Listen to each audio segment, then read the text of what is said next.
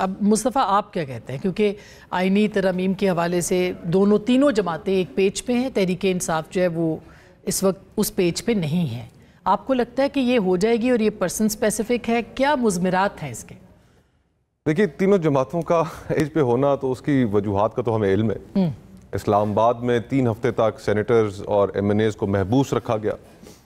Law minister بھی on record ہیں، وزیر اعظم بھی آن ریکارڈ ہیں، ڈپٹی وزیر اعظم بھی آن ریکارڈ ہیں کہ ہم نے تو آخری لمحوں تک ڈرافٹ دیکھا ہی نہیں تھا، اجلاس بلا رکھے تھے، انتظار میں تھے کہ جی، اور پھر آخرکار ہمیں لاء منسٹر نے خبر سنائی ایک رات کو، ان کا فائنلی مجھے بھی ڈرافٹ مل گیا۔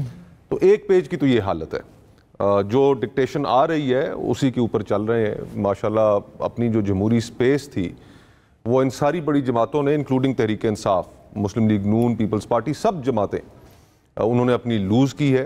اور اس وقت name of the game is کہ ہم اسٹیبلشمنٹ کو پلیز کریں، اسٹیبلشمنٹ کو کسی بھی حوالے سے افینڈ نہ کریں، اور اقتدار میں جو اپنا حصہ ہے اس کو جاری رکھیں۔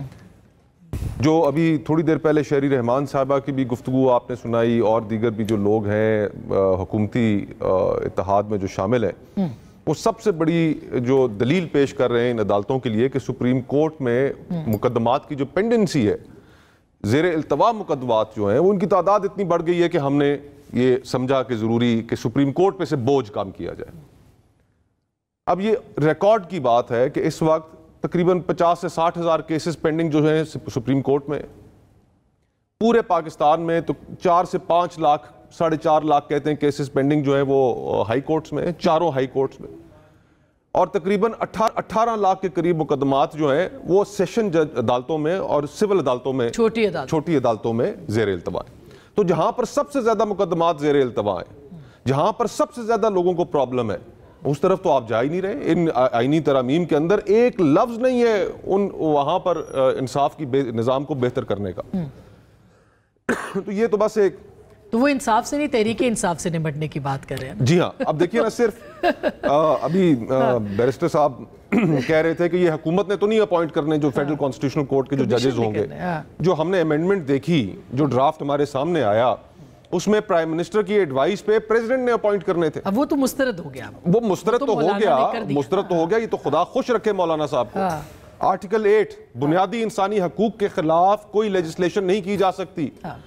آپ ہی کے پروگرام میں بھی بیٹھا تھا کہ کامران مرتضیٰ صاحب آئے اور انہوں نے کہا کہ جناب جس وقت ہمیں وہ فائنلی رات کو ڈرافٹ ملا، ہم نے پہلی چیز یہ دیکھی کہ آرٹیکل 8 کے اندر امینڈمنٹ ہے، 8، 9، پھر 197۔ جی ہاں، پھر آپ ہائی کورٹ سے ان کا ریٹ کا اختیار 199 کا لے رہے ہیں۔ 199 کیا ہے کہ پورے پاکستان کے اندر کسی بھی شہری کو کوئی ایڈمنسٹریٹو جسٹس چاہیے ہوتا ہے، کوئی ادارہ اس کے ساتھ زیادتی کرتا ہے تو وہ سیدھا اس کے تحت ریٹ فائل کر سکتا ہے، آپ وہ بھی واپس لے رہے ہیں۔ آپ پھر ساتھ ہی ساتھ اس ماحول میں جہاں پر آپ نے ایک پولیٹیکل پارٹی کو بین کرنے کی کوشش کی، آپ نہیں کر سکے۔